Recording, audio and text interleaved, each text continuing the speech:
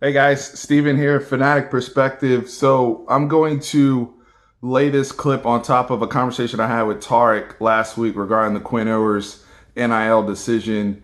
That is now official as of this morning, per his announcement, per all the reporting, and he will be enrolling at Ohio State this summer and be engaged in Ryan Day's offense, quarterback room, what have you, leaving the South Lake Carroll Dragons. And I know it's become a very controversial point. He's the first high school player that we've seen this with in terms of name, image, likeness, in terms of a seven-figure deal on the table, life-changing type money for him, his family. And I think a lot of you are losing sight of that point. I see a lot of people involved in some of the threads that I'm on Twitter. By the way, follow us on Twitter and subscribe to the channel. I really appreciate it. But I see a lot of people on social media right now talking about memories and talking about leaving behind high school and he'll never be able to buy that time back. Quinn Ewers, his family, his team, their goal since he's been at Southlake and become the number one high school player in the country, their goal is big picture. Their goal is to be one of the best college quarterbacks out there, eventually being a first round pick in the NFL draft. And if you have the ability to have the deal and take advantage of the new rules as they are and put money in the bank right now, life changing type money, all the people that are saying these things out here, y'all must have bread that I don't know about. Y'all must be wealthy because I know what seven figures would do for me and my family. And I know that what it would do for a lot of people out there. So to be so dismissive of that and for somebody that has an opportunity to do that at 18 years old, we need to be more responsible as adults and understanding the financial ramifications. Now, as for Quinn Ewers and the statement that he issued, he said this is not strictly a financial decision, but he pointed to the goals and what he is trying to achieve. Okay. Now, yeah, if prom is on a good weekend where he can leave Ohio State during the spring, cool. But we're also talking about just really a few months enrolling early to take advantage of this rule. And yes, he will miss his senior season at South Lake Carroll. And I'm sure that's something that his teammates and him, that's between them, their coaches, they all understand those things. So no need to have fake outrage about that particular situation. Now, the Ohio State quarterback room is going to be interesting because you have Kyle McCord, Jack Miller, CJ Stroud, Quinn Ewers. Like, that's a stacked situation. And I think in a few months, we're going to see some dominoes coming out of that room where one of those guys, maybe two of those guys, end up hitting the transfer portal. And now that impacts a team that maybe they're just a quarterback away, what have you.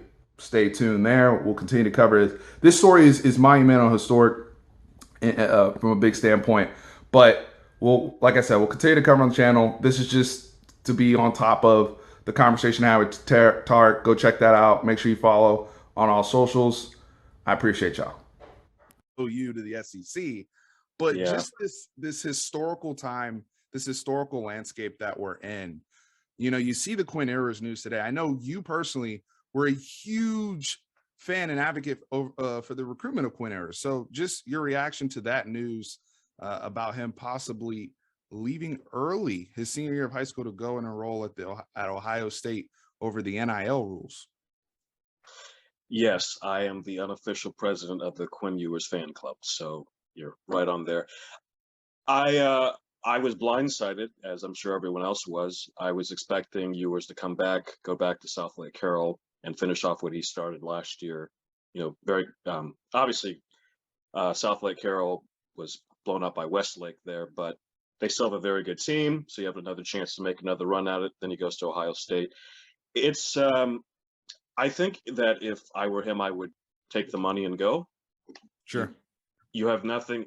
He's already proved all he can at the high school level. We all know he's the best player in the country. So now he can go to Ohio State. He can compete for the starting job right now because that job is open. I would be I will say now I'm president of the fan club, but I am a realist. I would be pretty shocked if Ewers won the job in fall. That seems a little quick when you have Stroud there, who was a 5-star, McCord there, who was a 5-star. So he probably wouldn't win the job, but he would certainly be allowed to compete, get his feet wet, and make some money while you're at it. I know that, and I understand the sentiment that some people think, well, why not stay your senior year of high school, go to prom, have all those memories. And I get that to a certain point, but when you're a guy like yours, when your goal is ultimately to be the number 1 pick in the draft, you need to get to college as soon as you can, get into that training and weight conditioning, start learning the offense, start bonding with your teammates, and start getting ready to play so that you can play on Sunday. And think of it this way too. Since you and I probably both agree he will be a high pick in the draft, if he goes now, that's an extra year on his body that he can play in the NFL rather than somewhere else. So I Great. think it makes all the sense for him to go. And I wish him the best. I wish he was coming to the 40 acres, but now all eyes are on Arch Manning. So Sark, make that happen. So in regards to just my thoughts there, I've been doing a poll the last 24 hours for those of you who follow me on Instagram, just people asking questions. And somebody asked me today about, and I guess it was either before the news had come out or right when the news came out, somebody asked me about, hey, do you think the Texas going to the SEC would give us some sort of in back in the Quinn Ewers recruitment? And I'm like, well, the ship has sailed with the news coming out, obviously. And it's tough, right? It's tough, and it's just another one gone, another one bites the dust. We've talked on this channel about the Brockermeyers. We've talked about Jaden Waddle and all these guys that are Texas guys. I know. Sorry, That's the why I brought Waddle the one always name up. stabs me in the heart a little bit. Sorry. I loved him in high school, loved him in college. It's such a tragedy he didn't come to Texas. So these guys that are out here, if Texas can start winning now, because we will get to expectations and what this all means, but Quinn Ewers going, you still have Malik Murphy in the class of 2022. We'll see what happens with Arch Manning. I expect him right now, with this whole new president, you never know. Arch Manning could reclassify and say, hey, I'm going to take some extra classes, boom, and reclassify to 2022. I think that might be the move. Potentially. We're just, this is all speculative, right?